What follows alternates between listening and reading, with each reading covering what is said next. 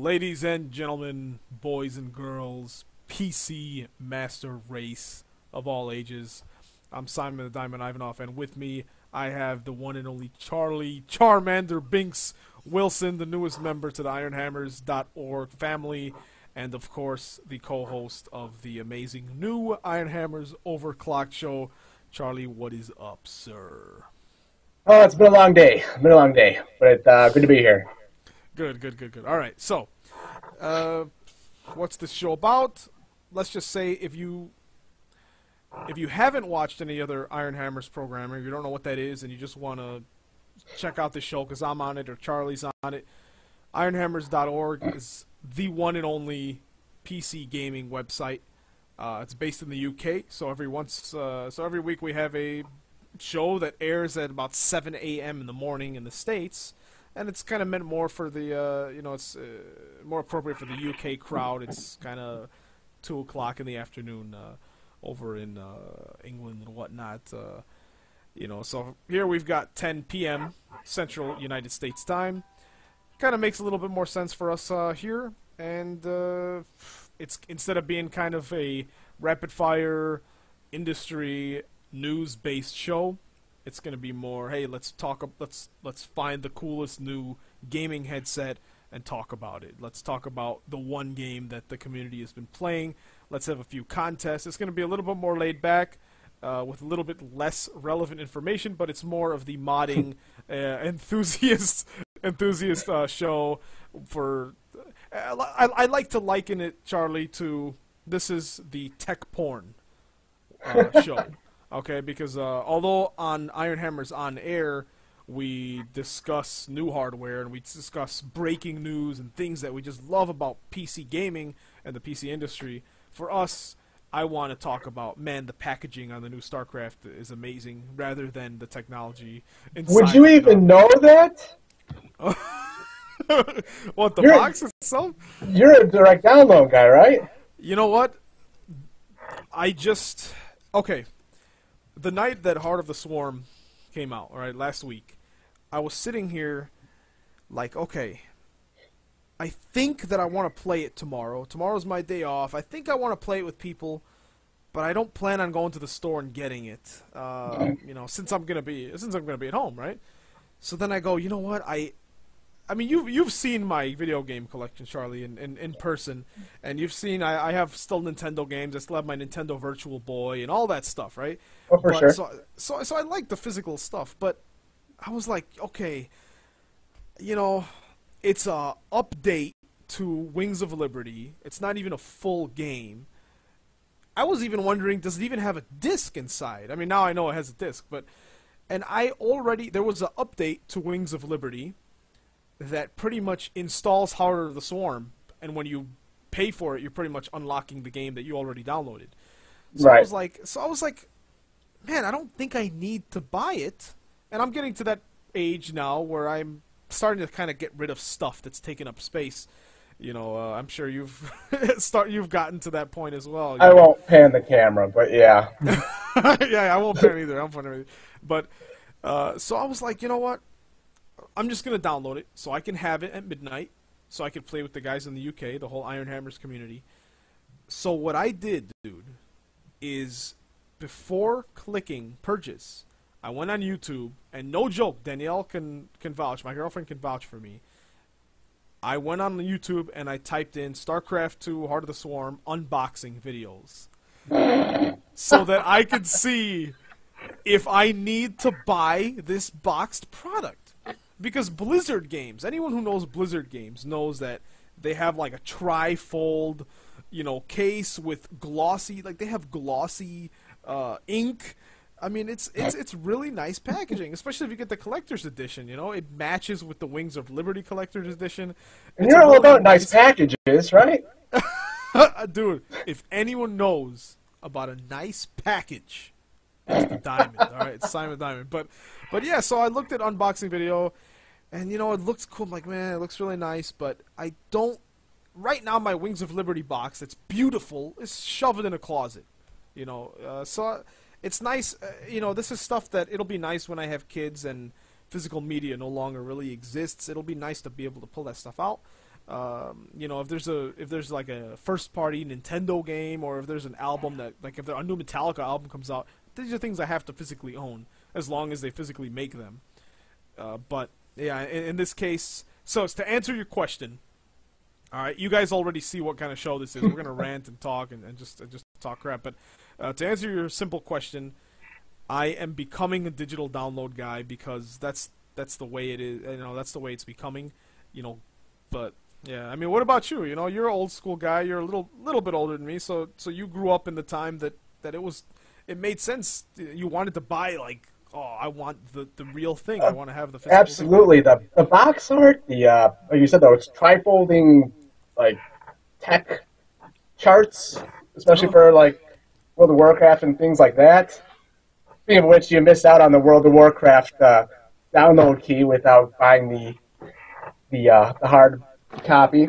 And the stationery, you're missing this beautiful StarCraft stationery. You never write down enough stuff, but Yeah. I don't know. I like having the hard copy. I like, well, for instance, when I redid my hard drive, I had to re-download all my Steam games. If you have the hard copy, it's a little less weight. But like you said, we are getting to that point. I've seen your Steam download collection. Holy cow, your Steam library is what? It's 100 plus, right? Oh man, I think it's like 360. I think it's like 360. But that's not even a lot compared to some of the community members. And by the way, Nasiro, host of the Critical Strike podcast, is in the chat right now. He is saying it is an expansion. So yes, it's just an expansion pack, which I justify not buying the box set. But yeah, actually, Charlie, you have Heart of the Swarm in box form, right? In box form, I bought it on Newegg, so no tax. Well, until I declared on my taxes. Yeah, there was a $10 gift certificate or something like that. Came in. So I got $10 off, no tax, no shipping. So I figured I'd save some money there, and it was a pre-order, so I figured I'd get it right away. But you direct downloaded it and got it 2 days before me. And beat it before me too, no doubt. Oh no! You know what's? I know you're not even not it. You know what's sick? You know what's just absolutely sick about this whole situation, Charlie, is that I am about 10% through the Wings of Liberty campaign, which Insane. I also bought on launch day. And so now, if I give a damn about Heart of the Swarm, I will not play it without beating Wings of Liberty first, because everything I hear is that it takes place immediately after. So it's a continued story. Right, exactly. So it continues right away. So I bought this damn game. I haven't even touched multiplayer yet, and I cannot even... I'm not going to double-click on Heart of the Swarm without beating Wings of Liberty. So I could have waited like another month, but at least I bought it. It motivated me. Okay, now I have to finish Wings of Liberty. The whole problem is, when I got it, I was running a single-core machine with DDR1 RAM and an AGP video card. So it was terrible. It ran StarCraft 2 actually. I don't know how, and I played like a fourth of the game, and I never revisited it because I was like, it's too slow. And then within in that 2-year period leading up till now, I've added and swapped things to my machine, and now it could run anything on ultra settings. So I was like, now I have to replay it. I'm not going to continue where I left off because I never really, I had the 2D models of the units and all that crap. I need to start it fresh. So I just dug myself in a really stupid hole. So I'm gonna probably not even know what Kerrigan looks like in Heart of the Swarm until summer. Playing video games is just so stressful. I know. It's so much. It's literally like some people have trivial problems like hunger and things like that. This is ridiculous. I can't deal with this.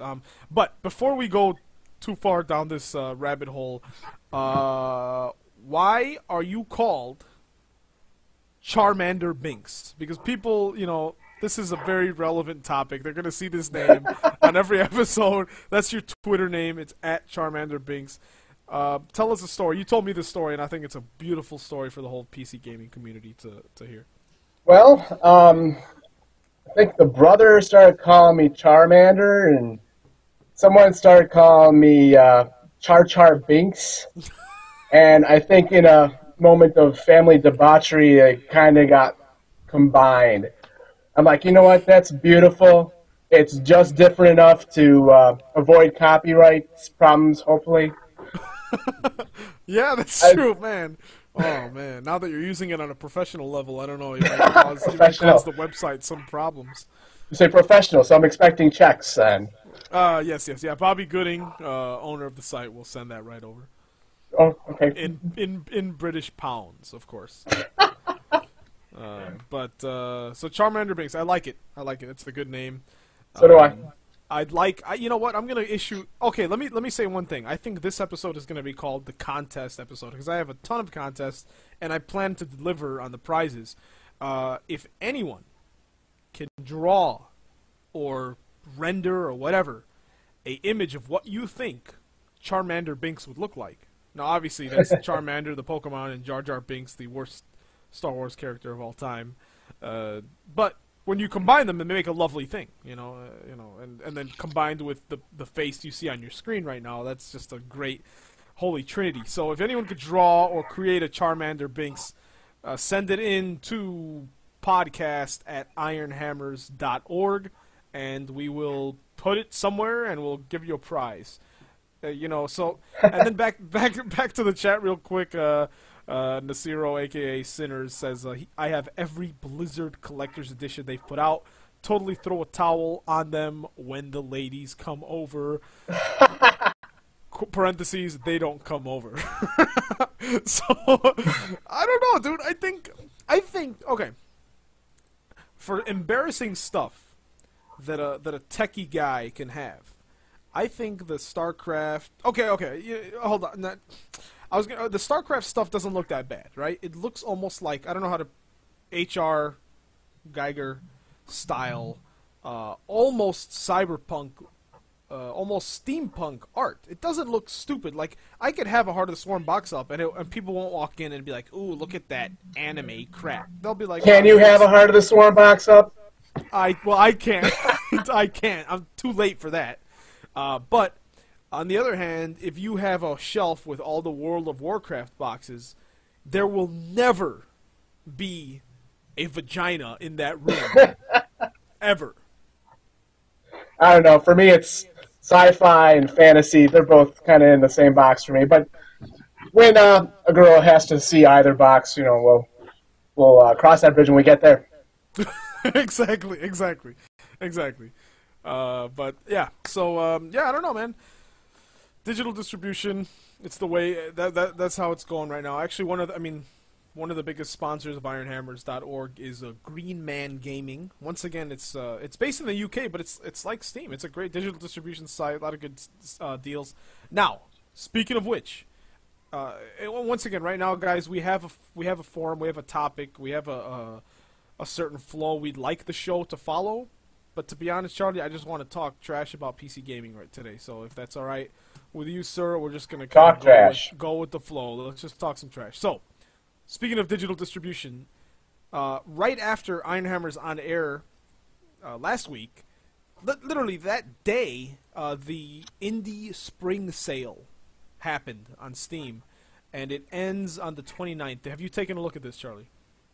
No. I had a peek at some of the games that you listed on our Google Docs, but I haven't seen anything of the indie sale. All right. Pop open the old store.steampowered.com there and take a look because I am blown away.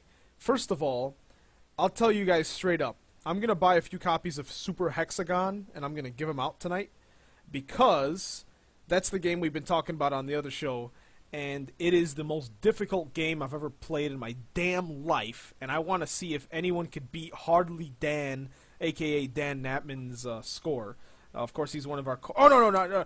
One of the co-hosts of the Gamesman.com podcast, Gary Levor, a.k.a. Amrus85 on Twitter, has a inhuman score in this game, Charlie. And I don't know if you've played this game. It's... Yeah. I posted a review on Steam as well of it, but yeah, Super Hexagon. It's $1.01, Audio Surf is $250. Hotline Miami. Are you looking at these, Charlie? I'm looking at pictures of Super Hexagon. I can't figure it out. It's like a puzzle game? It's I can't describe it, man. I can't describe it. It's a very fast-moving game where you have to just not let parts of the hexagon touch you or you die. And my current record is not dying for like 26 seconds, which if anyone's listening, I feel free to open another YouTube tab and look at gameplay of it. But if you click Charlie at the Independent Game Festival finalists and winners, you've got a lot of crazy, you've got Amnesia Dark Descent, which is a scary as hell game on Steam. I'm sorry, I'm watching the Hexagon game going right now, and I'm hypnotized. Isn't it insane, dude? Now imagine trying to not let that little nipple, that little digital nipple touch anything. It's very different. It's kind of reminiscent of Geometry Wars, if you played that. Yeah, oh hell yeah, dude. I played Geometry little Wars. Thing. And it's funny how you say it's hypnotizing. You almost, and I'm not even trying to be funny, you almost have to put yourself in a weird state of trance to play these games, because if you're sitting there actively watching what's happening, hell no, you cannot play it.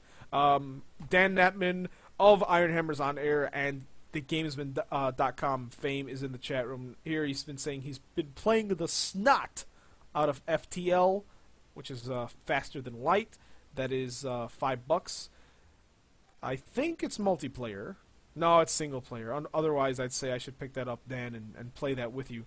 Audio Surf is a really fun game. If you like Guitar Hero before it got oversaturated, you could put your own music in there. You could put a video game theme song and just kind of play along. It's very Amplitude-esque from the PS2 era. But I don't know, Charlie, you see anything here that's interesting to you? Faster Than Light actually looks pretty interesting. Mm-hmm. It's very fun.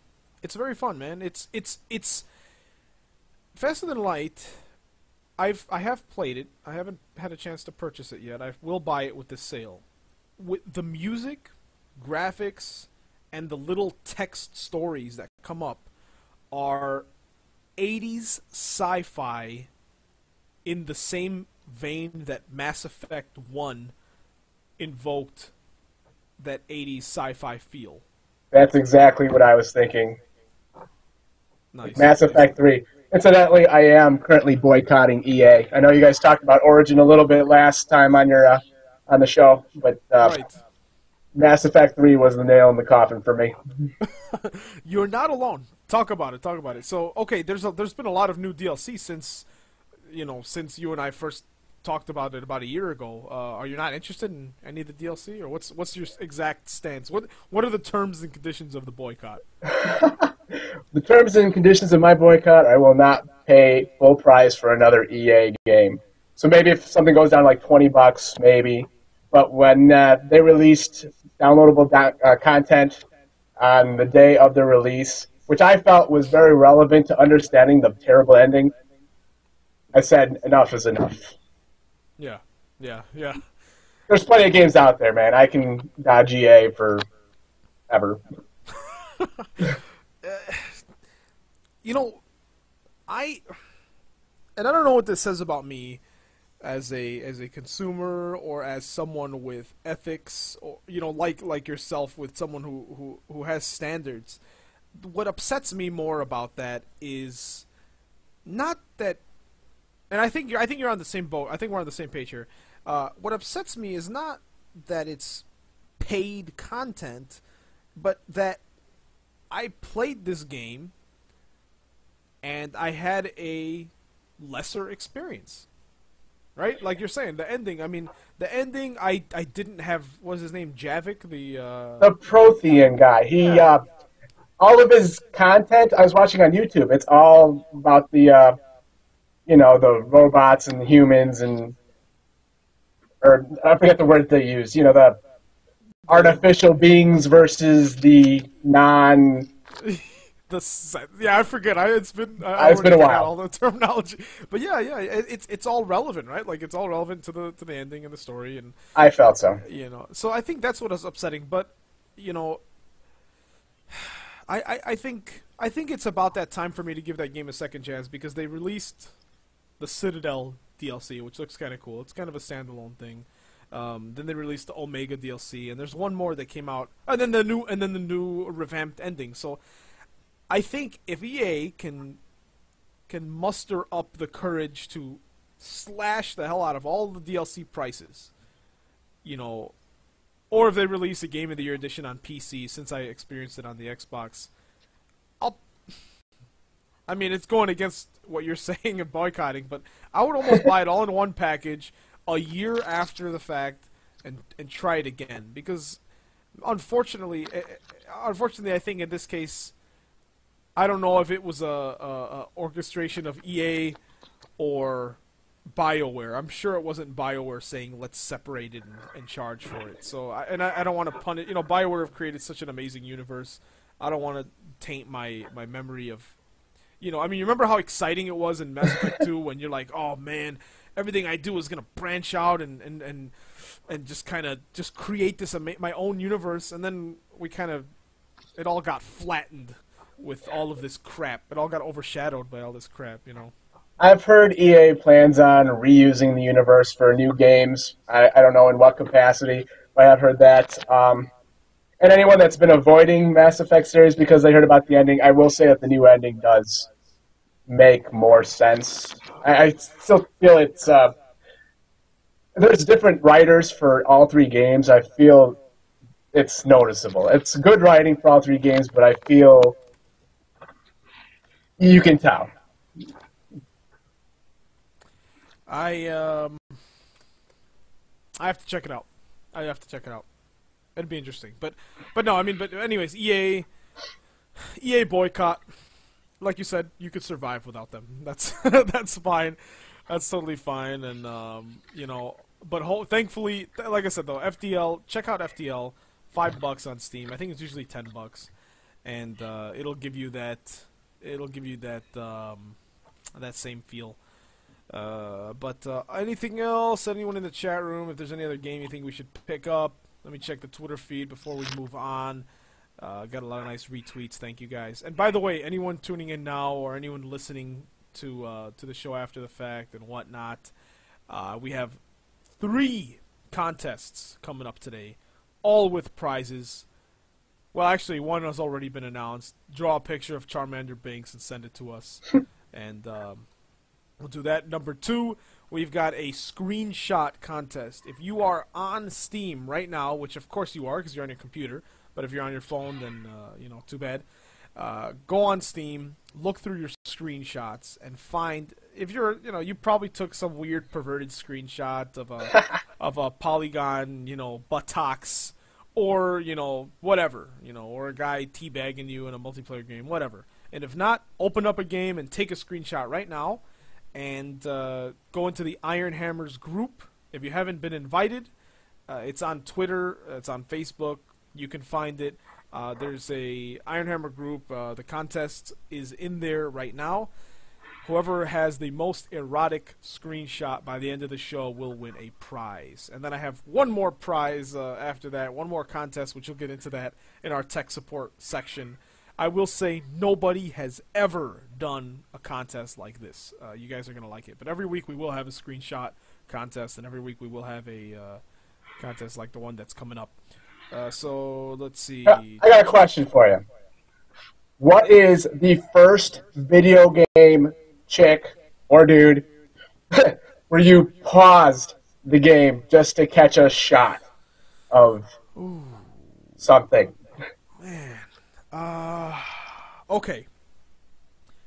The first time that Melina in Mortal Kombat 2, because it was a real woman. Wow, that late. For the most part. That late? Well, okay, let me think. Because it wasn't Sonya Blade in Mortal Kombat 1. The outfit, wasn't doing it for me. What else? Okay, before that, let's think consoles. Nintendo, of course not. Super Nintendo didn't have any erection creating pixel art. Super Nintendo. Chun-Li? Chun-Li. No, I wouldn't say so. I wouldn't say that. I think Nintendo 64 playing. There was a Midway fighting game like, not Bio Freaks. I think War Gods. Yeah, War Gods for Nintendo 64 was the first time where you had a good 3D polygonal model, and I'm pretty sure that's when I was like, and I think you could freely rotate. And I think I was just like, "Ooh, interesting. This is shaped like a real human being." You know, You needed the 3D. I needed the 3D. What about you? What was your Chun-Li was your first? I'm trying to remember, but there was definitely Chun-Li moments, or I don't know if you had any Neo Geo emulators or anything like that. My Yeah, my my from King of Fighters. Yeah. There's been some, you know, and I will say, as of late, I think the new let me get the mic a little closer here. I think the new the new Lara Croft is not too bad. You know what I'm saying? I haven't really seen it. I'll have to have a look. Turn on tress effects, so the hair dynamic. There's actually a on or off for her hair physics. Dude, you get her hair blowing in the wind, and my God, it's just beauty, just polygonal beauty. Kind of like yes. Dead or Alive with the bounce effect. Oh God, dude, that was even in PlayStation 1. They had bounce physics. Now, okay, now the fact that this is a PC gaming podcast, I think we're gonna have to get to the bottom of this, Charlie. We're gonna have to figure out what the latest iteration of bounce physics are, because we have very advanced technology, and now they're focusing on particles and lighting and whatnot. I don't see much bounce physics anymore, or maybe it's just because we're so used to it at this point. I'm trying to think of what I've played. Might have been something in. Gosh, I can't remember because I've been playing StarCraft. I mean, you see a little bit of CGI Kerrigan, but that's about it. Other than that, I've been playing strategy games, so there's not a whole lot of. Unless you zoom in and. The 2D model of Cleopatra and Civilization 5 doesn't do it for you? Are you kidding? And Catherine the Great? Oh, yeah, Catherine the Great. Oh, my God. And she speaks with the accent, too. Ooh. Okay, you know what? I'm wrong. Miranda, when I first saw Miranda in Mass Effect 2, I almost... Actually, you can still go on YouTube. You know, Charlie. You can still go on YouTube and type in Mass Effect 2 Simon D.I., and you will see videos of me drooling over the girls in Mass Effect 2. Okay. But, yeah, good stuff. Good stuff. Let me. I was more of a tally guy myself. Tally. Oh, you can't see your face though, But that's Tally, the mystery. Jack, that is the mystery. I do like Jack though, with the shaved head and tattoos everywhere. I do like Jack. That was the first Simon video I ran across completely by accident on YouTube. Yeah, it's called Mass Effect 2: Banging Jack in the Boiler Room. In case you want to see it, it's still on the interwebs. Anyways, oh man, all right. So let's see. Back on topic. Well, I mean, no, I'm just saying. We can move on. We can just keep moving on from thing to thing here. There's some new releases came out. To be honest, I don't even feel like talking about that right now. I'm looking on Steam here, see what else is worth picking up. But definitely, man, the indie Steam sale, a lot of good stuff. Dirt 3 is $8.50 right now. That looks pretty interesting. A lot of good stuff, man. BioShock Infinite. Okay, well, the only new release I really want to talk about is BioShock Infinite. Now, before we even go down that path, everybody's talking about this game. It's gonna be good. Whatever. All I want to know is, Charlie, are you gonna pick it up? Hard copy tomorrow.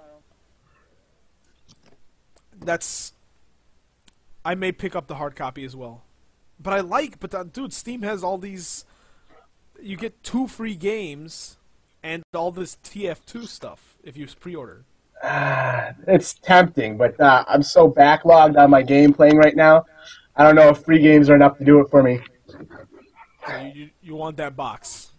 I don't know. Probably go with the box, but still, it looks good. I played BioShock 1 on Xbox, BioShock 2 on PlayStation 3. This one will be on PC for sure because the graphics look amazing. I've got the computer for it. Nice. Well, yeah, no, it looks beautiful. Well, you know what? Speaking of which, we have the community rig every week. People letting us know what their machines are. Why don't you tell me what your rig is, man? What are you running? Me? Yeah, let the folks know. I mean, we hear on this PC enthusiast site, obviously our computers have got to be pretty super powered, right? So what do you have? And then let's go. We'll let that go right into the gear of the week that we want to discuss. But yeah, what's your rig like? Start from beginning, man. What do you got? I know you have a pretty interesting build as well. My rig, the most interesting thing about it is the case. The case is the Silverstone Raven 3. If you're not familiar with it, I suggest you check it out. It has a rotated motherboard. So in other words, my graphics card is hanging from the ceiling of my case. It's kind of weird. Then the fans are on the bottom and blow the air up, so supposedly it works with thermodynamics to work with rising heat and air blowing up. I honestly don't see lower temperatures, but it looks cool. It collects the dust under the case pretty good. And my favorite part about the case is all the wires plug on the top. So when I want to goof around with my speakers or my monitors, they're all right there. Nice. So this is a Silverstone Raven 3? Silverstone Raven 3. From there, my motherboard is a Gigabyte something or other. It was the first motherboard with USB 3.0 capability. I don't have any USB 3.0 stuff plugged into it, but I have it. My graphics card is 6970. So nice. I haven't had a need to upgrade it, so that's fine. I just got my iFinity going, so that's something. I only have seen one active DisplayPort to HDMI adapter, a mini DisplayPort to HDMI adapter. So I saw that, I hopped on it, and I'll probably actually be selling my third monitor eventually. It's kind of sad. That's a 20. You have a 27, and a 23. 27 and a 27 and a 23. The 23, like I said, will probably go elsewhere. It's kind of sad. I got the heart of the swarm going. It'd be nice to see all three monitors get a nice scene of the battlefield, but Battle.net, you only have one monitor for any Blizzard game. Yeah. That was one of the deciding. I had an Ifinity set up, a few months ago, and it ended up, I had a 24, and a 23, so it wasn't as impressive. But when, the games I really wanted to play were Skyrim, and Skyrim you have to have this really weird workaround for it to work properly, because the menu system is all screwed up in Ifinity. I don't know if you've experienced that yet. No. StarCraft didn't work in Ifinity, and I think there was one other game I was playing, I can't remember what it was, that was just screwed up. And my biggest problem was when there were some games I did not want to play in Ifinity, and then, I would have...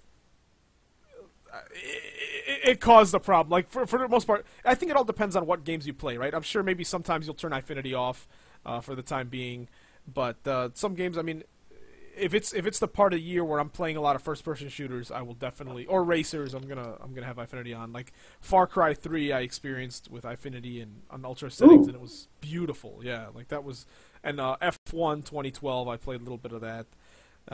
But I think now with Resident Evil 6 out, that would be a blast. Tomb Raider would be awesome with Ifinity, and BioShock. So you'll get to experience BioShock Infinite, but dude, get a 27, get a third 27, and hopefully they're all matching, and dude, you'll have a nice experience. Well, the monitors run $300 about. I have a Samsung S27 B350.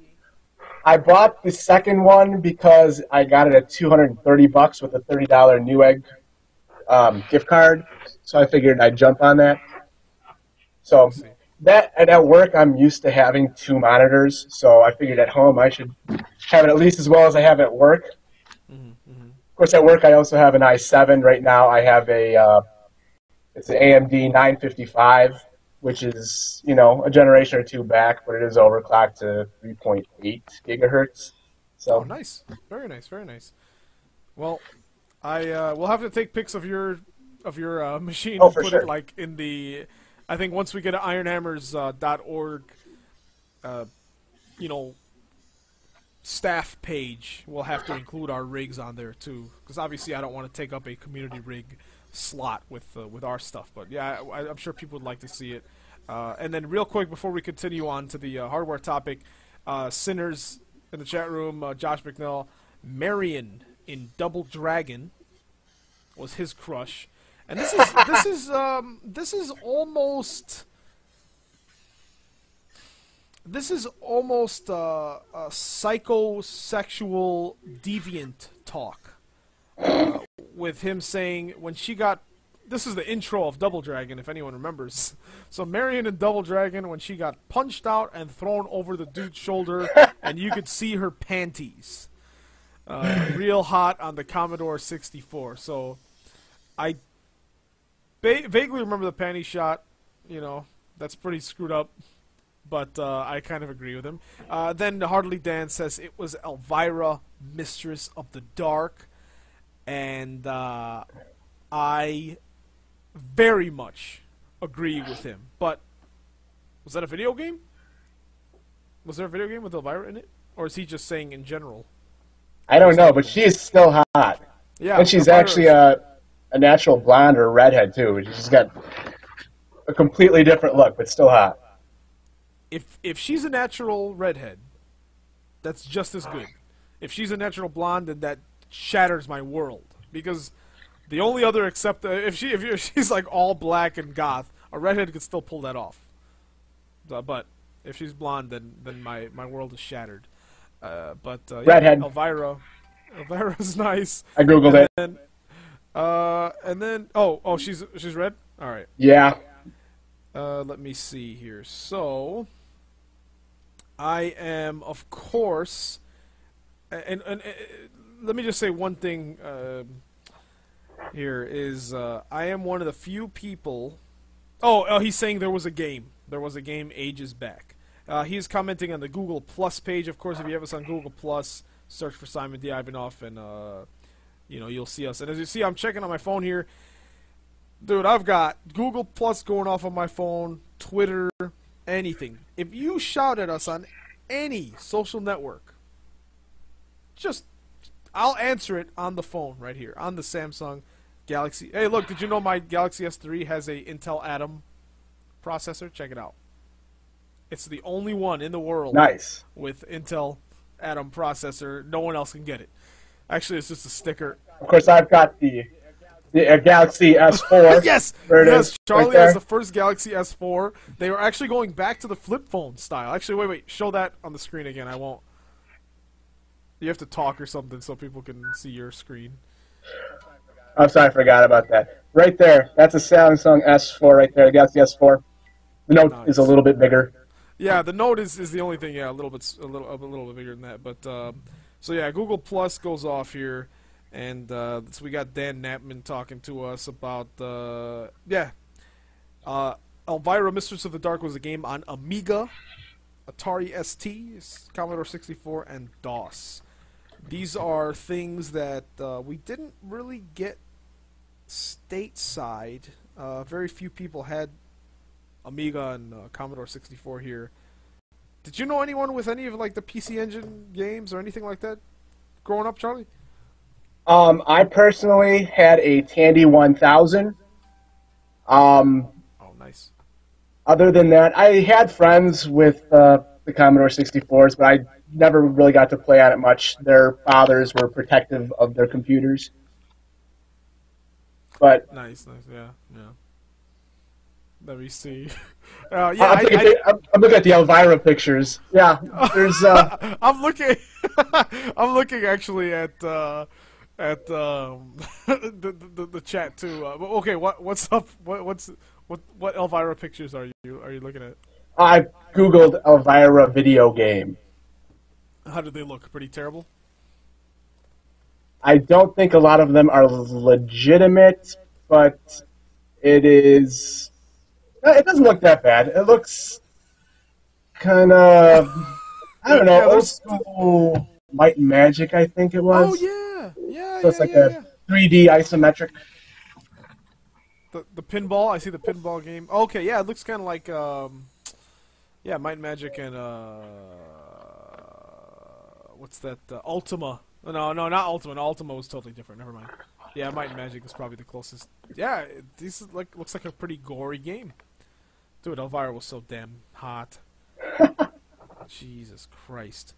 Um, so, but yeah, he said in the year 1990. Okay, so enough about Elvira. Then Josh McNell kind of comes to his defense and he says, "Whoa, I wasn't talking about the punching her part, Double Dragon." He goes, "That was hot. I don't want to. I don't want to. I don't want to seem like a nut job, even though I did a nut job over it." Wow, man. I think I need to go to sleep after that one. That's just blowing my mind, man.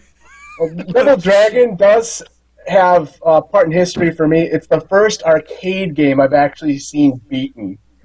And the graphics were a step up, so if you've only seen her punched on your PC, you haven't seen anything until you've seen her punched on arcade. Yeah, exactly, exactly. That makes that's a very valid point. Oh my god, man! All right, just checking the interwebs real quick, see if there's anything people need to see. Hold on. If you are watching us, copy and paste this YouTube link. Let people know. I'm just gonna go on Facebook. Come watch us or die. Post. Anyways, so speaking of your rig, you were talking to me about now one thing I don't have on mine, right? And a lot of people, I think, underestimate the power of a good sound card. All right, so now this is getting into the tech porn territory, all right? Because a lot of people, that's a luxury that you don't really need. So explain to me what high tech sound card did you just pick up for your machine and why should I buy one if I'm gaming? Because I've got a 5.1 receiver hooked up, and I'm probably not enjoying it to its fullest. So what sound card did you pick up, and what's it doing for your gaming? Terrible. It was on Warcraft 3, and I got myself an Audigy 2, whatever it was, a gamer edition. And ever since then, I haven't turned back. I just upgraded from the X-Fi, which was crashing my machine. It didn't fit quite right, to the new Sound Blaster Z series. If you haven't checked that out, the reviews have been generally pretty good. I guess the Recon 3D series is basically garbage. I almost picked that up, but yeah, I haven't seen a discussion where anyone's defended the Recon 3D series. So the Sound Blaster Z, I was going to avoid creative, but the reviews were so positive. The Z series, it's beautiful. The sound was better than the X-Fi. If you're into lighting, the Z has the brightest LEDs I've ever seen. They're red.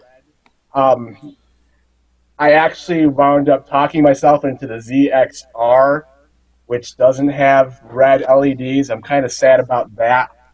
But they come with this. I'm not sure if I can get it here.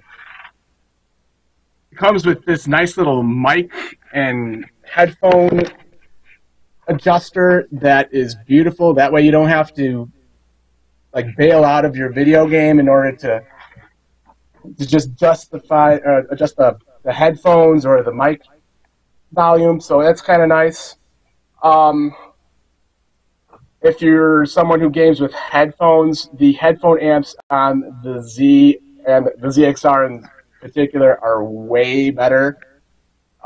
There's op amps on the ZXR if that's something that interests you. The noise to sound ratio, I guess, is supposedly ZXR. That's like $250 versus the Sound Blaster Z, which is only $100. I can't justify that purchase myself, but I started getting into reading about sound and headphones, and I figured, what the heck, I'll go full audiophile. I've heard and read comparisons with the Asus sound card that's also in the $200 range. I guess the guts are about the same, so it's competitive, but everyone picks the creative card for gaming in particular. They don't use the SMSC, whatever, the 3D software. It's called SBX, which works probably just as well. And I will say, listening to the Zerg sound effects takes on a whole new meaning with the new sound card. It's, that. Oh, man. I'm not sure if that's coming through or not. It's Holy really crap. pretty good. That was some good alien slurping. Now, because now your headset. So here's the thing, right? Now I know. Let me tell you. I'll be straight up. All right, full disclosure. I'm using a $10 headset, which I need to improve because I'm sure my mic quality is not the best. I need a good gaming headset. Okay. I know nothing about what would make a good headset compared to a crappy one. I don't have a dedicated sound card, and what's it called? Would I bottleneck the quality of my headset if I don't have a good sound card? The same way that a GPU would be bottlenecked by having like crappy RAM and a processor. Well, part of the reason I went with the expensive sound card is I talked myself into buying expensive headphones too. And comparing my $300 Bayer Dynamic 880s, 600 ohms versus my Sony refurbished like $30 things, there is not as big of a difference as there was changing the sound cards versus the headphones. In other words, I would say the sound card, at least for me, made the bigger impact in terms of the sound quality with the headphones. Incidentally, you talk about gamer headsets. That's what originally I was going to do. I was going to go with something with a headset and multiple drivers in the ears. And all the research I did seemed to suggest that it wasn't worth it. The sound quality was so terrible and the drivers are so close together. Unless you got the volume all the way down, you really don't experience the 5.1 with the headphones. So I decided to go something higher quality. Supposedly the software and a good set of headphones works better than having multiple drivers and a fancy gamer headset. I can't speak to that myself because I haven't had the multiple driver headsets, but that's what I read, that's what my research told me, and I'm happy with what I've got. So, and I don't need the microphone because I've got the microphone built into the little volume adjuster module on my table here. So I would say spend $100 on a nice sound card, or maybe even $50. I haven't seen what else is out there really. Like I said, I like my X-Fi a lot. It just was crashing my computer. But versus spending like $300 or $3,000 on a nice headset, definitely. So what sound comes out of your sound card definitely affects what you hear on your headphones. And your headphones, if they're good, they're not going to pick up what you want to hear if it's not coming out the system. Okay. Now, because of that, right, would it be better? So say a microphone is not even a factor. Let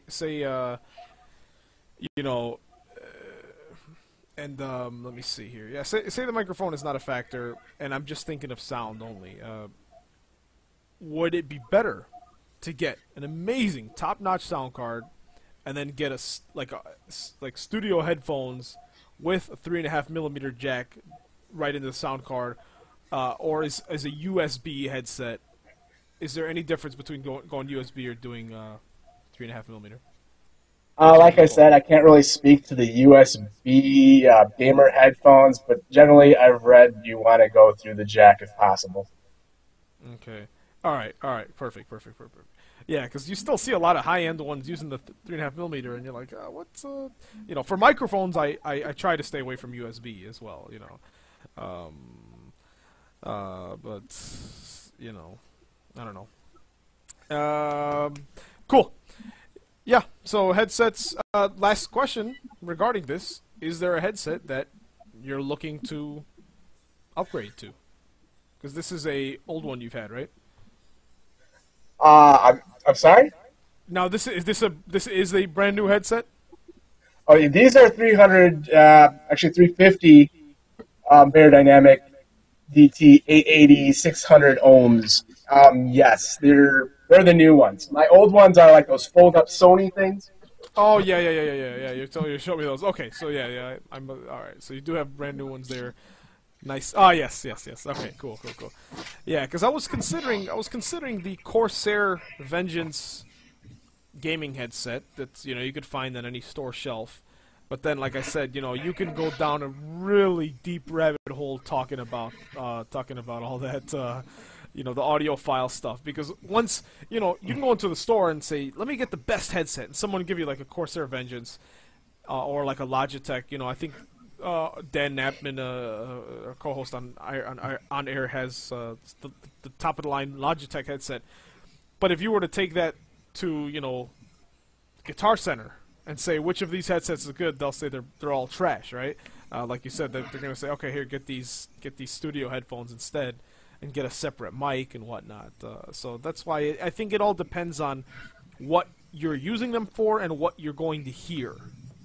Which, the question is, what do you need them for, right? Like, do you really need true surround? Or are you going to be just playing Call of Duty?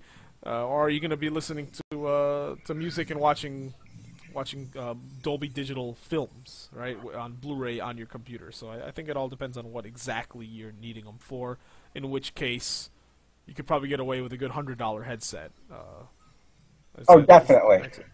I showed you the link. Maybe I can put it in here of the guy that reviews 57 sets of headphones, and these are probably the highest rated headphones that are underneath $400.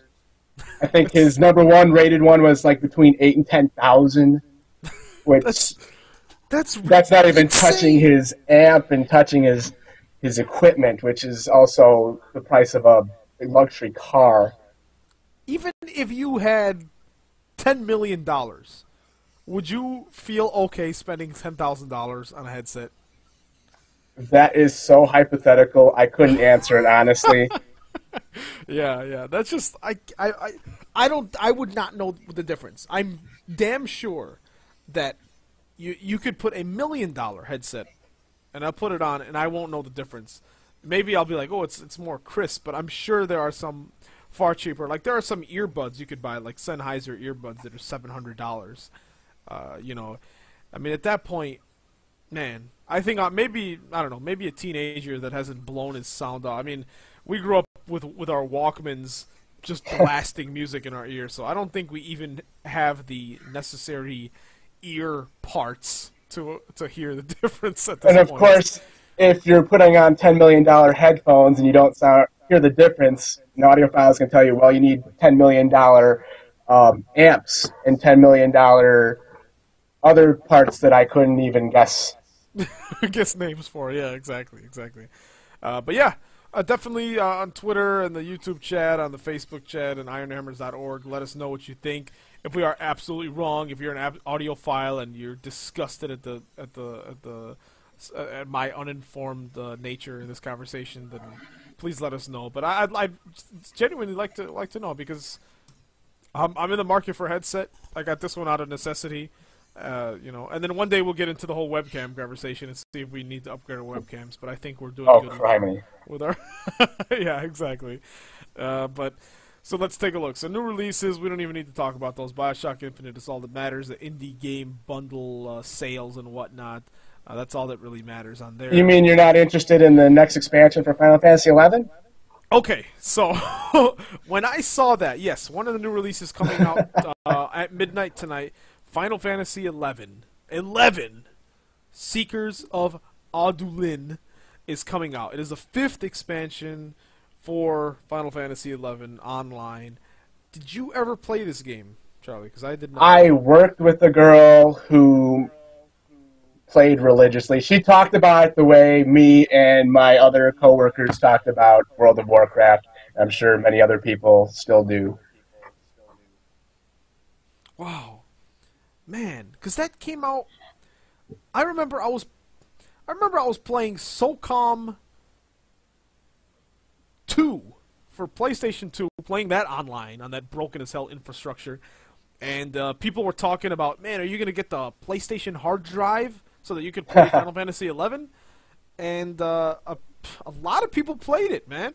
And then it came out on 360, and then you can play it on PC. So apparently it's pretty damn popular. But then again, EverQuest was popular until they shut the servers down. So I guess but this is still, if I'm not mistaken, you still pay to play this game, right? Like there's still a subscription. I have no idea. I didn't mean for you to go into so much depth. I just basically, if you're playing Final Fantasy 11, you're gonna buy the expansion. If you're not, you won't. Then who gives a damn? Yeah, exactly. Well, if you're playing it, once again, let me know, because I want to know what you look like if you still play this game.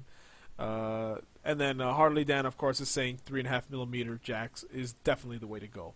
So, but yeah, Final Fantasy 11, don't give a damn. I'd like to get it to the point in the future where we go through all the new releases, talk about if we give a damn or not, because for PC you get a rare breed of new releases. It's not like the console games, you get multi-platform releases. Here you get a lot of weird indie games and stuff. So I'd of course like to shine a spotlight on indie games and whatnot, but that's always covered on ironhammers.org, and we talk about that. The big indie games are discussed on the other show, of course. But if there is a game both of us play, Charlie, we'll definitely mention that and talk about it there.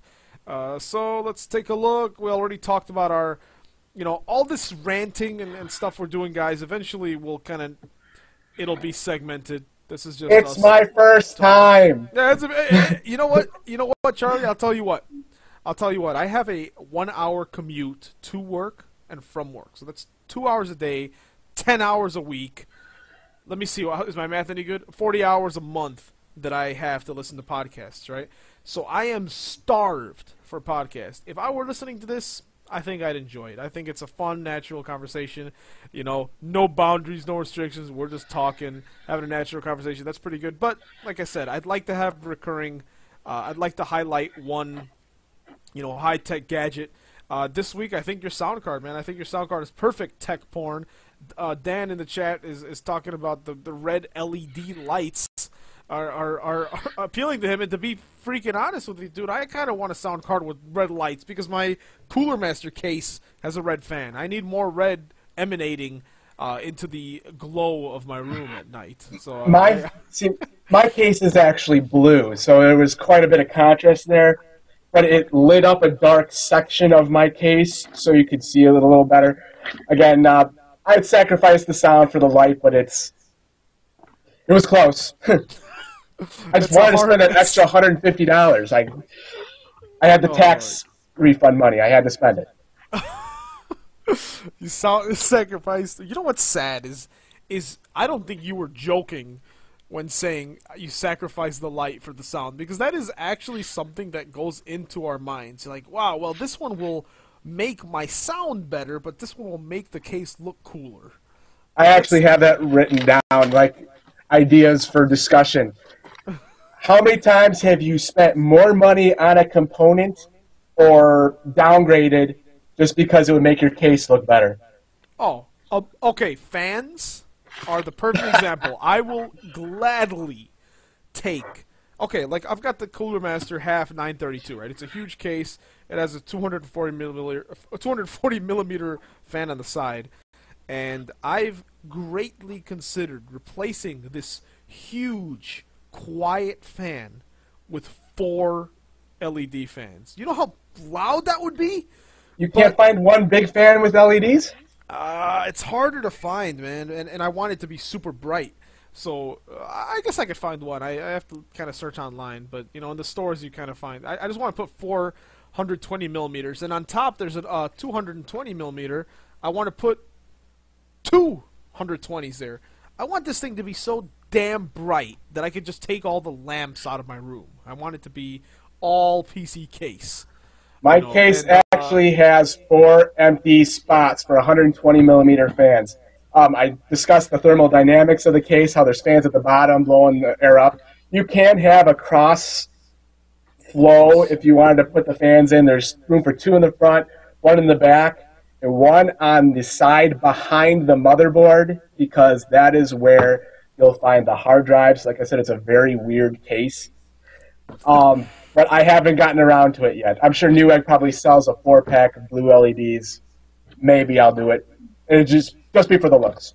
Yeah, just put it on. And, you know, the trick is just keeping it somewhere where, in cases like this, or if you're on TeamSpeak or something, that people are not hearing this loud, annoying hum coming from your end. Mine is underneath my table, so I'll have this humming, glowing coming from my crotch.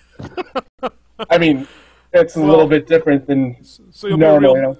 So you will be a true man at that point. You don't have humming and glowing coming out.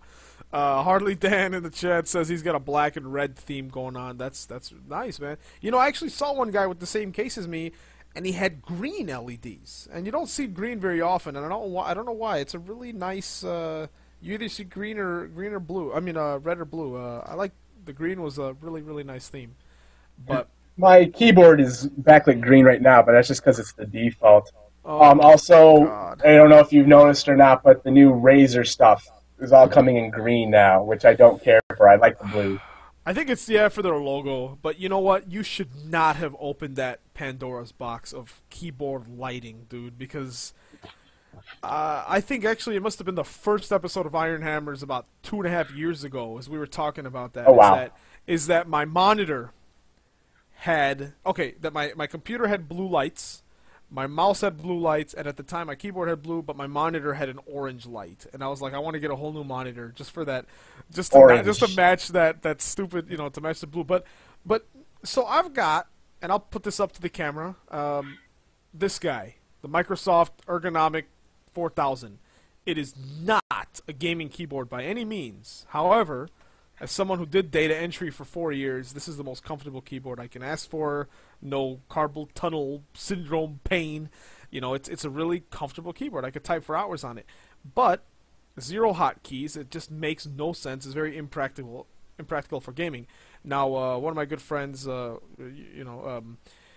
purchased a Gigabyte. You know, I don't know if you've seen this, Charlie. Gigabyte started making keyboards now. The motherboard I don't doubt it.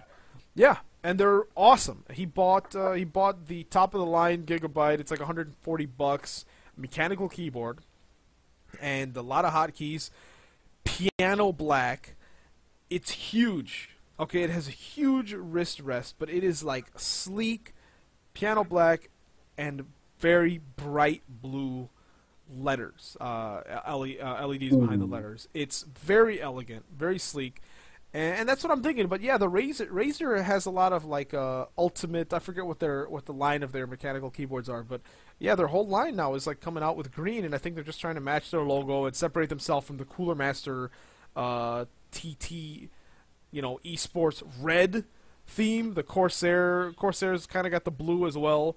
You know, I like the Corsair Vengeance keyboards, but anyways, my whole point is I'm in the market for a mechanical keyboard, and I need it to be either blue or red, and that's why you should not have opened that Pandora's box. But it must be backlit, though. You can't have a mechanical keyboard without the backlighting, right? Right, exactly. Well, the one I'm thinking of is the Razer. I think it's the Death Adder is the mouse, I think, right? Death Adder is the mouse, right? Oh, which we'll talk about in a second.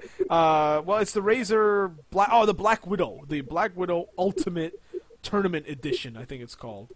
And it's got, like, the font on the keys is very futuristic. It's like a Terminator font. It's it's like the Razer font, and it's all blue in the back, man. It's a beautiful keyboard. But okay, the Razer Death Adder.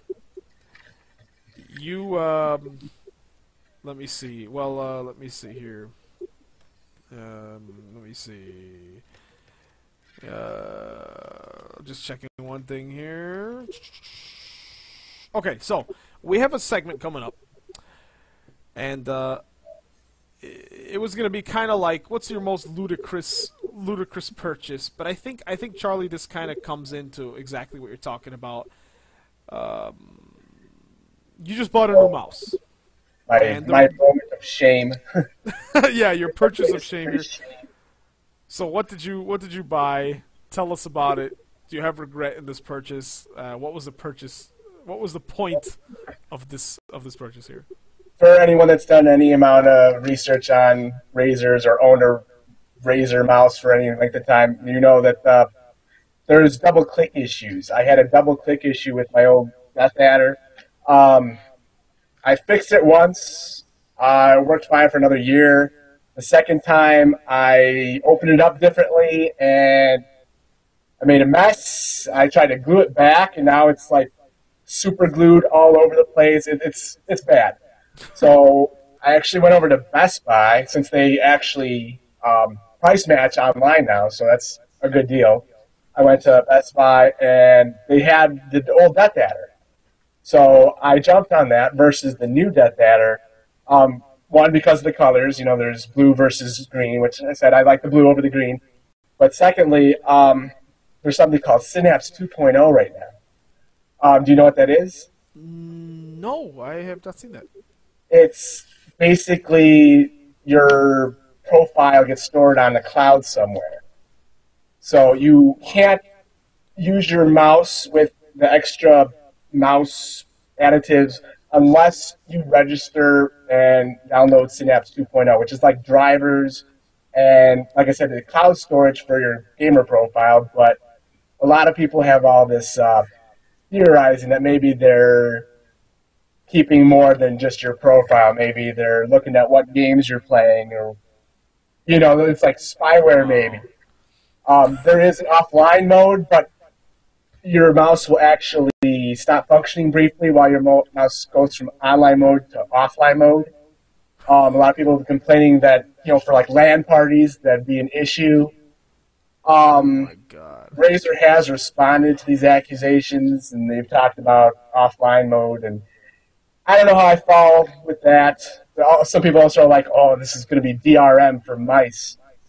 I don't know about that either, but in any case, I didn't realize I'd have the choice when I went to Best Buy to replace my mouse, and so I went with the old one. That way my old drivers still work, since they're saying they're even going to retroactively enforce Synapse 2.0 with some of their older models and products. So there you go. If the double-click issue wasn't enough of an issue to steer you away from Razer, maybe the Synapse 2.0 will do it. I personally have kind of big hands, and I love my Death Adder, the way it feels, the rubber grip, and it's just too perfect. I actually have a Corsair M60, and it's rigid, and it's got like a sniper button on the side that's not where my thumb goes. So I actually chose another Death Adder versus sticking with my M60 or going with the new model. Nice. Yeah, well, like I said, I had the Razer Mamba, which I just ended up giving to a friend because it was way too big, and like you would have loved it, but it was just way too big. Like, you know, we had the opposite problem. So I'm doing the Corsair Vengeance. I think it's the K90, if I'm not mistaken. That's the slightly different model. Yeah, and it's cool. I mean, but this one, I think their buttons, I think their thumb button, I don't know whose thumb they were looking at, because like you said, on your Corsair K60 or whatever, it's you know, the thumb is not where the fire button is. For me, I've got, I think, 10 hotkey, you know, 10 extra buttons on the side here. None of them, only 2 of them are really accessible to me, and I don't have a large hand, you know, so I don't know who's like puny hand is meant to hit all these hotkeys, but it is definitely. Well, I know like, professional gamers usually hold their mouse with their fingertips, you know, so they're like you and me, we're probably a little lazier, where our arm is resting on the table and our palm is resting on the table versus on the top of the mouse. So, you know, our hands are going to be more in the back, you know. they're not going to reach the side buttons and more in the back. That's yeah. That's a very good point. That's true. When you see anyone playing like Twitch based, like back in the day, like Quake and Unreal and whatnot, yeah, everyone's just barely, barely holding their mouse. I'm doing a demonstration here on the video. Just holding basically, kind of touching basically, barely touching the mice. But I owned a fingertip mouse. It was the Laser Locusis. I've never felt so much finger pain in my life. Oh my god! And for you fingertip mice users, I don't know how you do it. what the hell is a fingertip mouse? Just a really small one? The fingertip mice are like indented in the fingers. So instead of like a roundish shape, it's concave. So your fingers will actually bend backwards if you're not using your fingertips. Oh, I thought I could man, get yeah. used to it. All my research seemed to suggest that it's something you get used to, but I went with my Death Adder and haven't looked back. Man, that's crazy. Well, I don't know. I'm torn. I like the Razer. Like I said, for keyboards, I'm looking at Razer. For mice, I'm happy with my Corsair for now. It fits good. I just wish I had access to like 2 more of the keys on there, or the hotkeys. But Do you use the hotkeys that much? I find I don't even use the side buttons on my mice. I know a lot of gamer people might use it for hotkeys. I only use it for going forwards and backwards on my web browser, to be honest. right. Yeah, one of them's back, and then one was forward. But I tried mapping some in StarCraft 2. And I could not figure out the Corsair software, dude. I don't know what it was. Like it has internal memory on the mouse as well to save profiles. I could not freaking figure out. There are so many damn hotkeys. I don't know what the hell to do. I'm sitting here on a tech show and I don't know how the hell to figure out my damn Corsair software. But one day I just haven't had the patience. I'm just not used to hotkeys, but I think and like I said, it's uncomfortable to push half of them. So You know what you do? You go back to like one of your old mice in the closet, pull that out and use that for a few days and realize like, why was I fussing over my $50 mouse and buttons, and realize how little you miss it. oh yeah, dude, I don't remember. Oh yeah, I think I was at my parents' house. My mom still had a mouse with a ball in it, with a trackball. And I don't know. I think like my brother took her good mouse and she dug one out of the closet. And I'm looking, I'm like, there are people alive right now listening to the show that don't even know what a trackball is. That's how old that crap is. They're heavy, rubbery, cool balls that go inside mice. But they don't bounce. Yeah, they don't bounce. When you throw them at people, it's not a good sensation. But anyways, man. So the Razer Death Adder. I don't have any purchase piles of shame this week. But That's probably a good thing. Yeah, that is a good thing. But I have been looking. I've got quite a few between the sound card upgrade from $100 to $250, the headphones that were excessive, and my repeat mouse purchase. I think I got us covered. Good. Okay, next time I'll make some regretful decision. I promise. All right, so let's see. I think those are pretty much the main topics here. So okay, let's get to the fun part. And first of all, I should mention. Let's see. I don't know if it's coming across. I'm hearing a weird like digitized mirror of my voice. I don't know if it's coming through, but I think if your headset is turned down, Charlie, that should be fine. Mine's turned down too, but it's like a weird digital duplicate echo. I was hearing an echo on your end as well. It was kind of making me wait to talk for a while. I don't hear it so much anymore, though. If you hear a weird squeaking, that's my chair because I got... No, it's like, and I don't care if people are obviously people are hearing us talk about this. It's our first show. It's our first time using Hangouts with our setup, so you can listen to us troubleshoot. That's okay. But yeah, I just want to acknowledge it in case there's anyone listening. It's like, what the hell is that? So we'll figure that out later. But okay, so screenshot contest, okay? Everyone that's listening to the show uses Steam, I would assume, to play games. And if not, you probably use some other form of... you could just hit F12 or whatever hotkey to take a screenshot. Even, you know what? Even if you don't use Steam, if you're just playing a game, take a screenshot. But join our Steam group, the Ironhammers group on Steam, and you'll see a discussion that I posted in there. And pretty much, it's a screenshot contest for this episode. For this episode, I only gave people 2 or 3 days to prepare for this, but it is, I want to see the most erotic screenshot. I think I spoke about it already. We have 4 entries, and Charlie, are you looking at them? If not, I can give you the link. Here, let me give you the link. No, link. Boom! There you go, sir. So you and I could take a look together. Nasiro, once again, Josh Bicknell of the Critical Strike podcast. Oh my god, I think that's a winner. Okay. We have 4 submissions. First, we got Common Troll. He's a fellow listener and community member. And you could look at it too, Charlie. It's the first one there. It's from Borderlands 2. He titled it Fabulous or Fabulous. And it is one of the players. I don't know if that guy's dead or I haven't played that far into the game, but and he's just laying in a very sensual position. Do you see this, Charlie? What do you think? I haven't played the game, but that is kind of suggestive. He's inviting you to lay down with him and talk about things. Yeah, he's talk about things. I like that. So that's Common Troll. That's in the running. And then Hardly Dan, once again, one of our co-hosts and host of the Gamesman podcast. He's got 2. One of them is from Lego Lord of the Rings, and he titled it Lego Erotica. And it is, what is this, Bilbo and, who's the other guy? This is blasphemy for...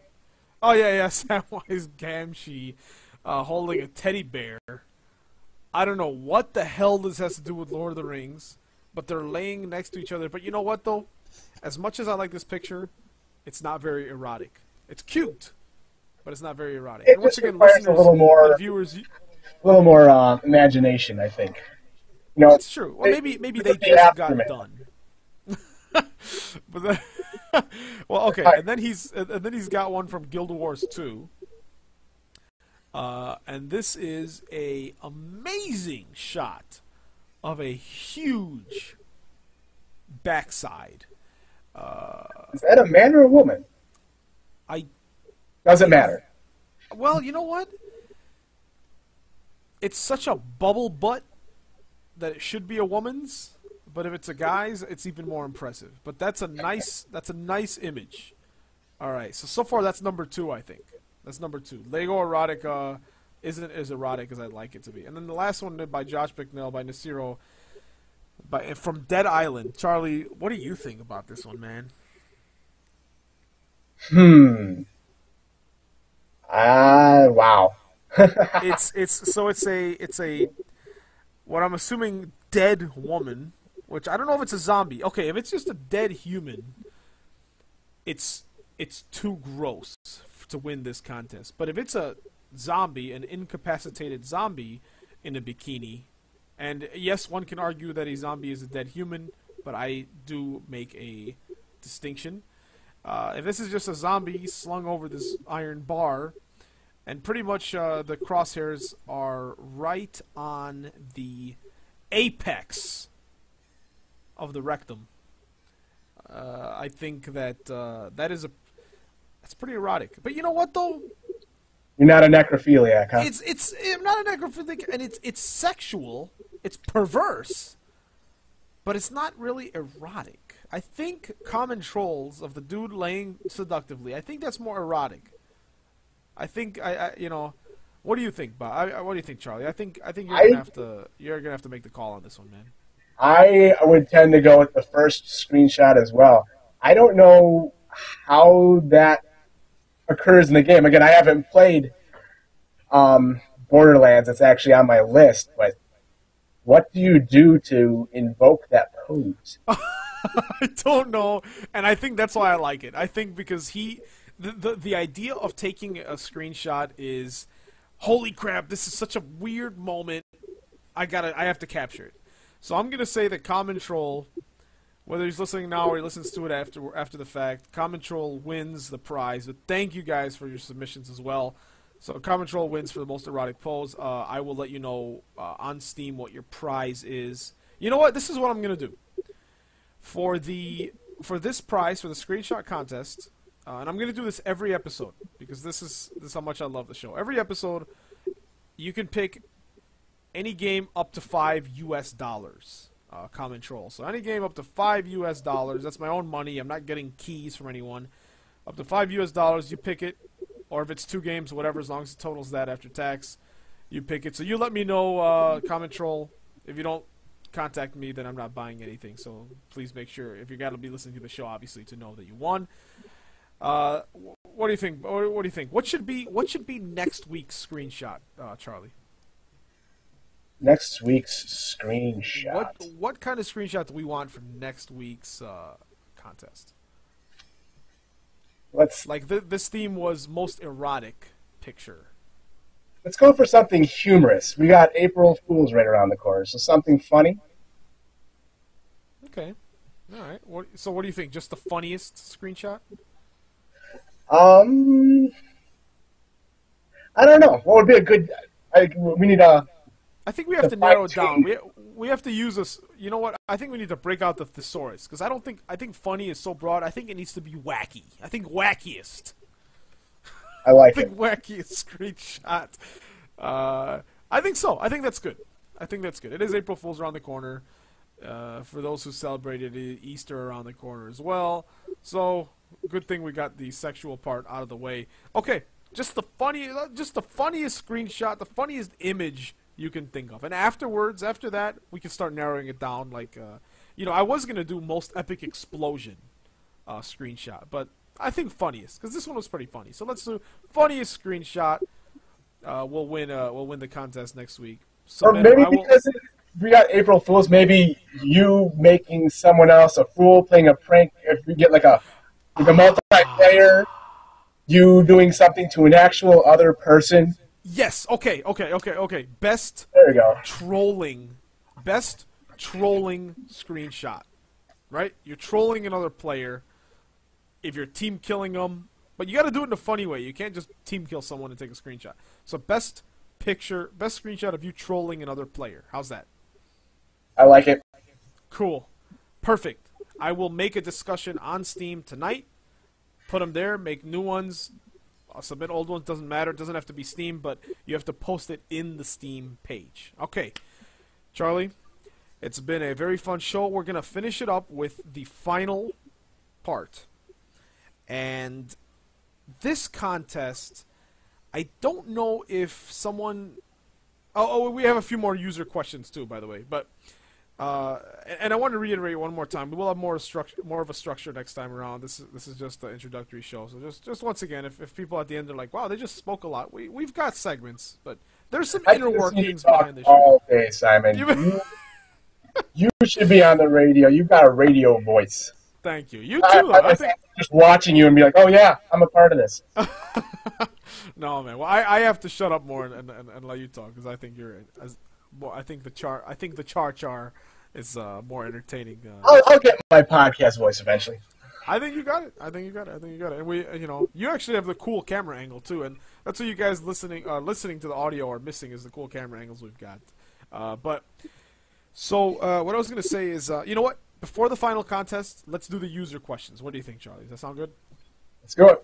All right. First, from JSS Lifelike, Steve Conger II, founder of thegamesman.com. Here's his question. Okay, and I'm going to you may be better to answer this, but we can both answer it in tandem here. I'm gonna read verbatim from his email here. He goes, so here's my question. I plan on building a new rig at the beginning of next year. So is another 4 gig of DDR2 and a better graphics card make up for his processor and hard drive bottleneck? So I assume he's just going to add more RAM and get a higher graphics card. And to put a little edit there, he's using a Core 2 Quad at 2.6 gigahertz. These components, purchased at various times over the last few years, are really starting to show their age. The reason I bring this up is the fact of myself being able to acquire a decent score, only being able to acquire a decent score on the Resident Evil 6 benchmark tool in 720p. Not even 1080p. This, unfortunately, will most likely be my resolution for most upcoming games nearing the end of this rig's life. Sad, really. Anyway, I wish I could preload an erection the same as I did with BioShock Infinite. Wait, isn't that the same thing? Can't wait to hear the show JSS Lifelike. So preload an erection. So he's got a Core 2 Quad, 2.6 gigs. If he just adds another 4 gig of DDR2, and let's just say he goes all out and gets a 7970,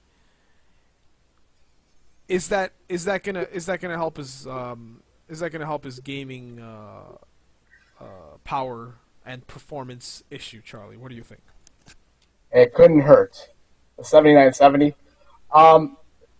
Well, when you see a lot of benchmarking, a lot of times they take note that sometimes it's the CPU that battles next, and sometimes it's the graphics card. It has something to do with how they program the game. So, some games will be more CPU intensive versus the video card. As for RAM, I have 8 gigs right now, and I rarely get up to 50%. So you probably want at least 4 gigs of RAM. More than that, I couldn't tell you. Okay. He is not playing with the i7 though, so obviously he will not be, yeah.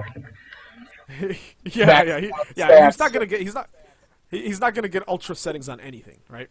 And if he does, it's gonna be at 5 frames per second. So the CPU will bottleneck definitely to some extent. Not only that, the motherboard will probably bottleneck too, because I think they're on PCIe 2.1 or 3.0. So you can only get so much out of your video card because of what your motherboard is capable of.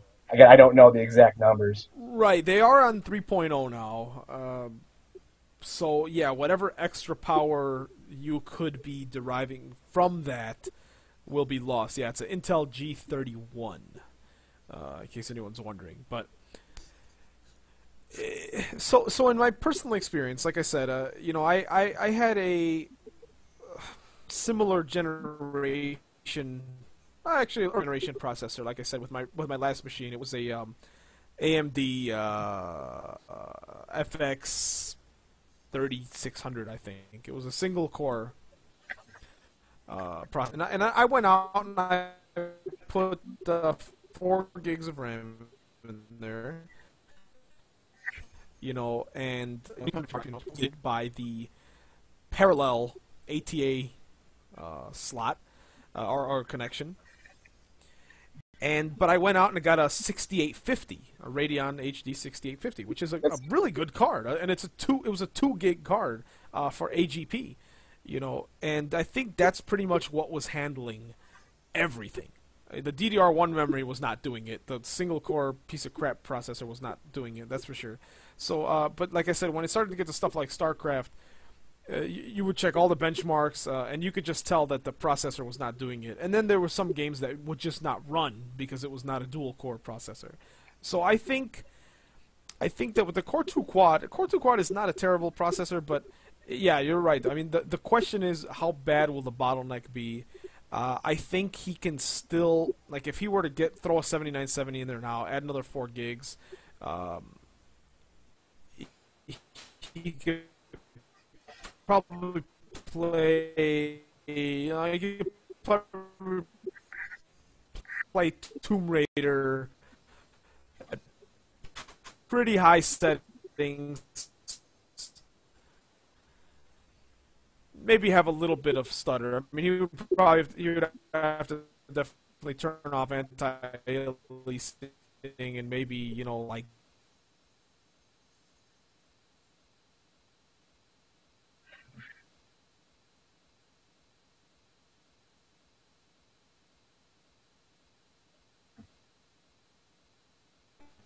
I think I lost my And connection. are Can you hear me? you?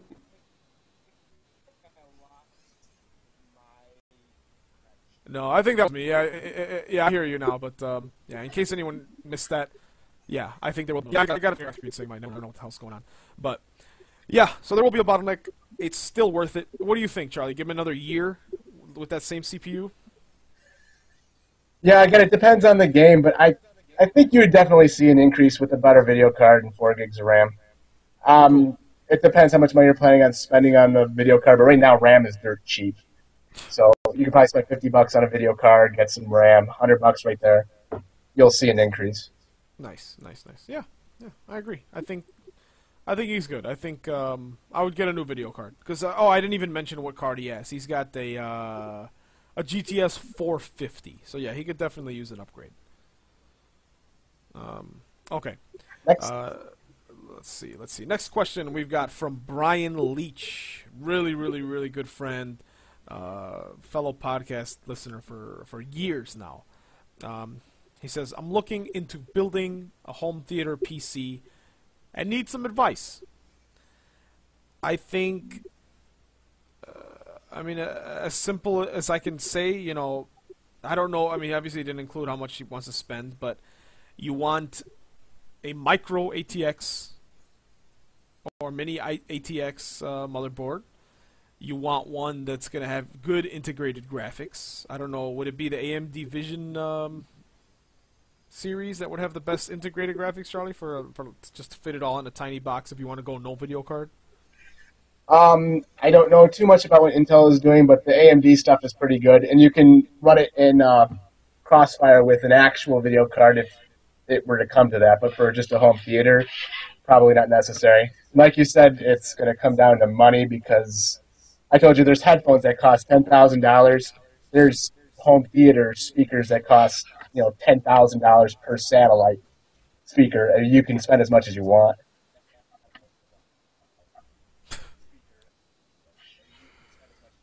Yeah, right. But so let's say he just wants a Netflix machine. He doesn't even need. I think you probably get a good motherboard. With the integrated processor. What, like $200 maybe Um, for the Probably. combo set? Yeah, throw Probably. I one haven't stick. really looked at it.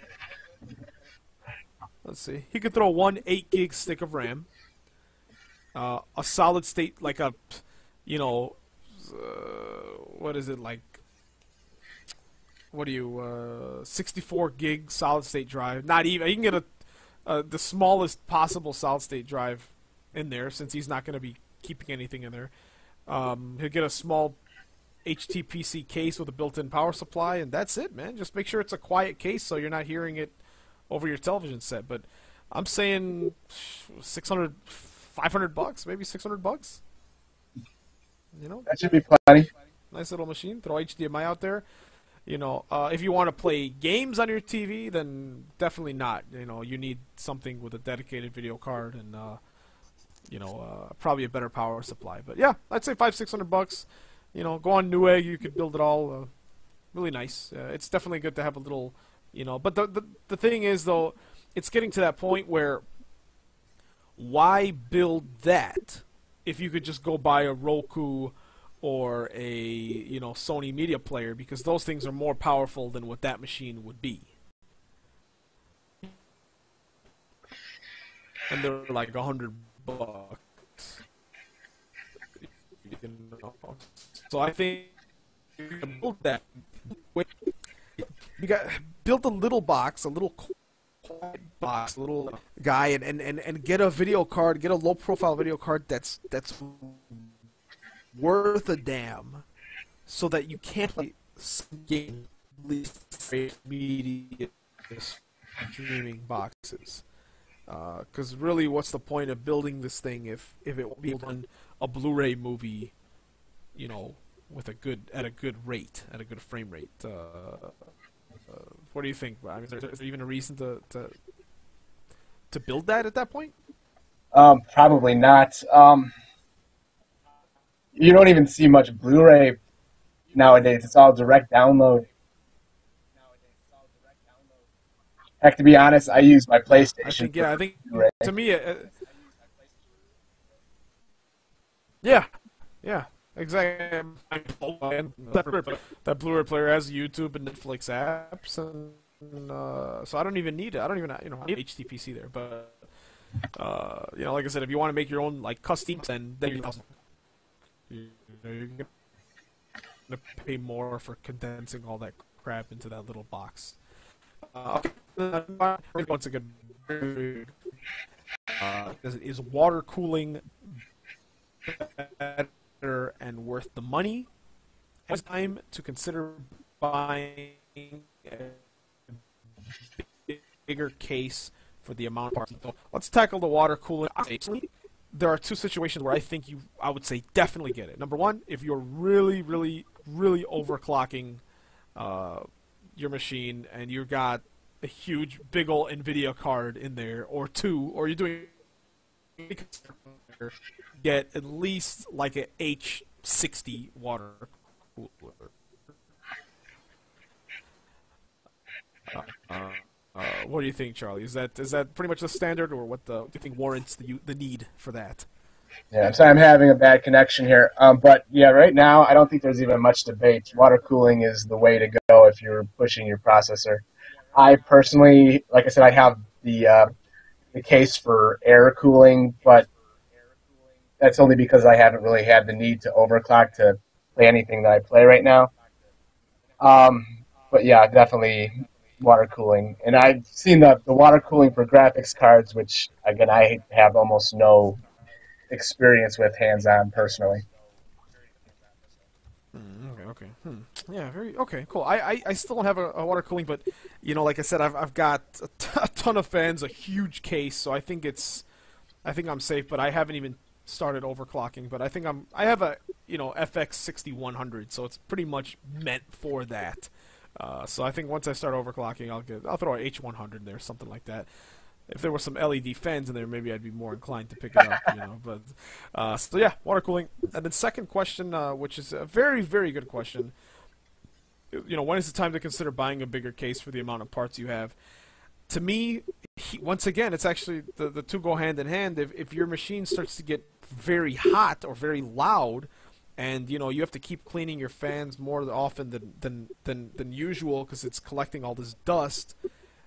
Or if you're leaving them on all day long, and once again, you're like, man, my fans are getting loud. They get dusty as hell. And if you have a fan controller with a temperature built in, or I would download like, one of the programs that helps you monitor your temperatures, or just go into the BIOS and kind of take a look.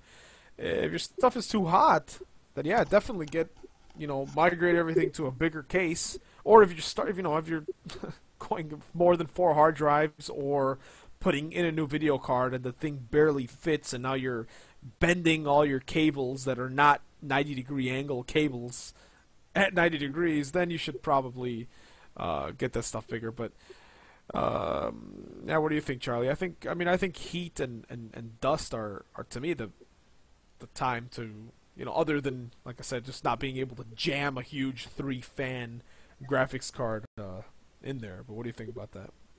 Well, I actually got a new case because the 6970 did not fit in the old one.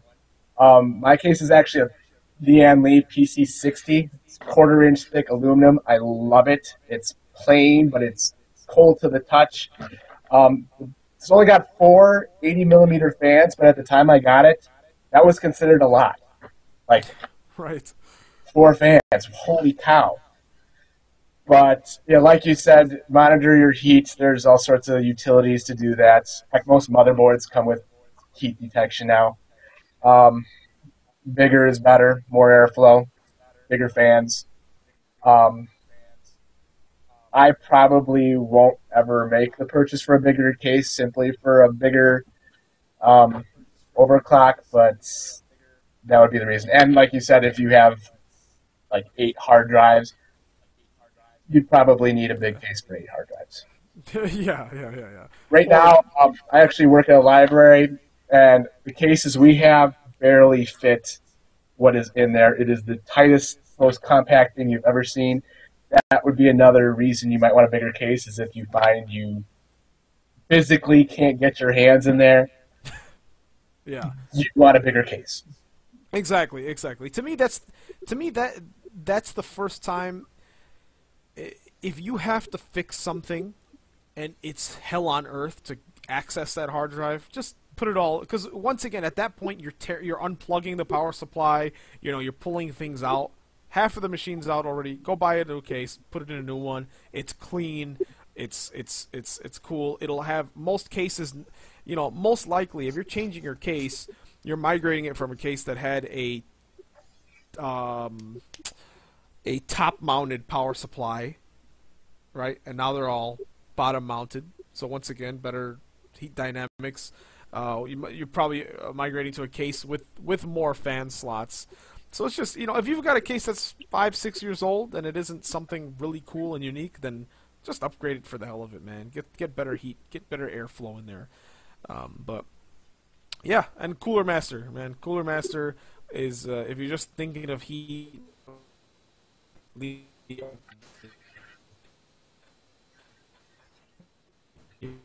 know, uh,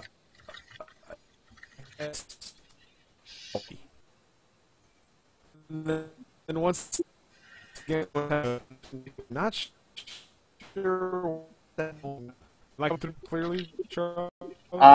You sound like a drowning robot.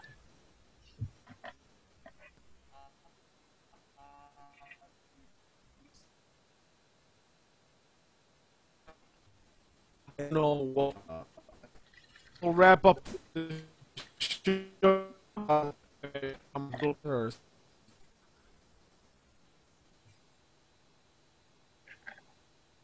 What is going on?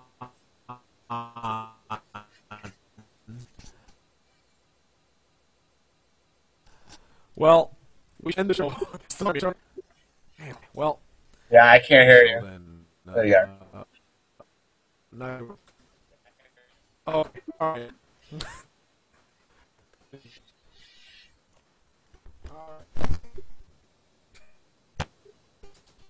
All right.